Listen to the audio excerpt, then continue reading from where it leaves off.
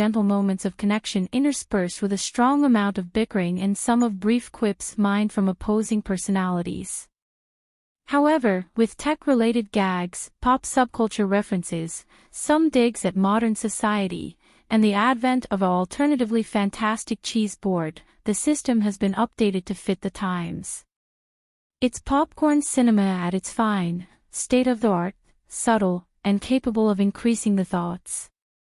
Now not mainly a laugh, frivolous, and smooth to digest. Surely the jobs aren't anything progressive. Sandra Bullock has been the uptight, isn't an especially unique movie. Its premise attracts on the romancing and endless different adventure movies.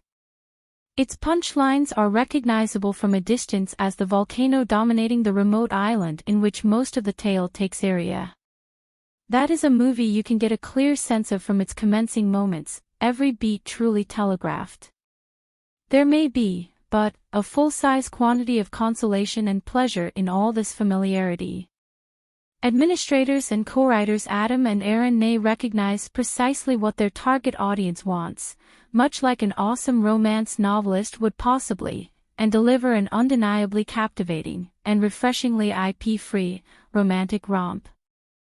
This is a movie you watch inside the theater, with popcorn, then again and again on streaming, with a glass of wine. Loretta Sage, Sandra Bullock, is a burnt-out romance creator whose grief after the loss of her husband threatens to derail her profession. Her disdain for her books is best matched with the aid of her dislike of their cover version, Alan, Channing Tatum, a seemingly dim beefcake who indulges her readers at signing events.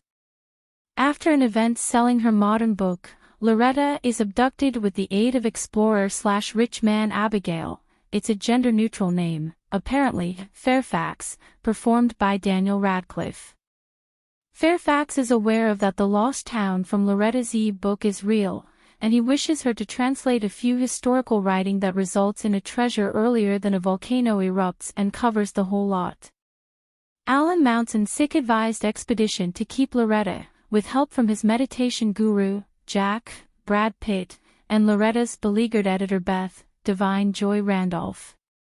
Loretta and Alan's eventual romance is unavoidable, but The Lost Town does a first-rate process exploring the mounting chemistry among Bullock and Tatum's characters. Specifically, the film highlights Alan's emotional intelligence and unwavering aid.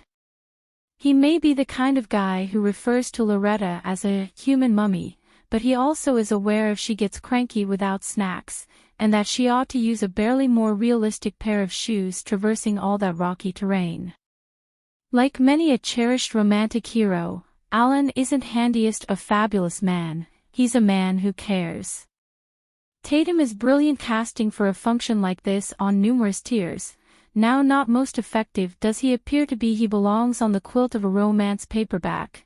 He's also an actor who is aware his own enchantment and has demonstrated over and over that he isn't afraid to play it for laughs. Bullock is also more than satisfied to play into her character's bodily awkwardness and eventual dropping of her prickly outdoors. It's no longer exactly unexpected territory for her either. Collectively, the pair exude fun and an experience of love that's smooth to get stuck up in.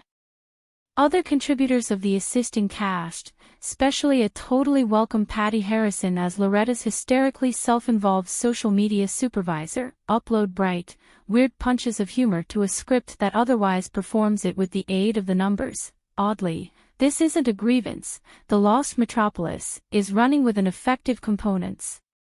Radcliffe is the handiest element of the film that doesn't work quite as well as the rest. His person is the only area in which the film tries to trade up mounted archetypes, and the end result is that he feels out of place in a story in which all and sundry else effectively suits into their roles. The Lost City may additionally get dinged through a few for being formulaic and silly, however it does many things properly which are remarkable. It's vivid, both visually and atmospherically. It's an unique tale, instructed by way of filmmakers who get what kind of movie this is. Most importantly, its relevant relationship shows a real information of the emotional sensitivity and vulnerability that make romance attractive as a style. In the end, The Lost Metropolis is interested by hitting visitors' expectancies head-on. It does so on a stage that may dissatisfied, extreme voice before. Likewise, Channing Tatum isn't any stranger to playing the nicely intentioned airhead. Alan may want to easily be an older model of Jenko from 21 Leap Avenue, however they both realize the way to deliver in the one's roles, and it's no special right here. Bullock and Tatum play up their archetypes, doubling down on the laugh. Daniel Radcliffe is a standout because the scorned yet nevertheless ridiculously entitled Fairfax, the man simply does quirky, offbeat villainy surely well. Brad Pitt hams it up as former military SEAL grew to become CIA operative Jack Traynor.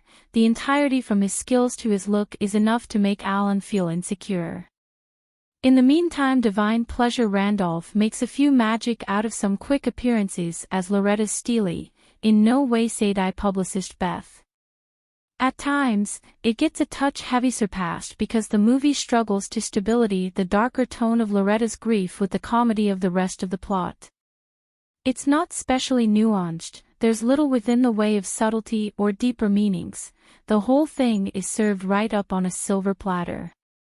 As unashamedly sparkly and superfluous as Sandra Bullock's sequin jumpsuit, and virtually iconic arise for plugging through the jungle by using the manor, the misplaced metropolis performs like a celebration on screen, jazzed up in glitter and gold, and it's in no way ashamed of it. The plot may not be a puzzle, the beats might experience familiar, however with a celebrity-studded cast, smooth gags, and some explosive set portions, the film provides lots of leisure throughout the path of its run.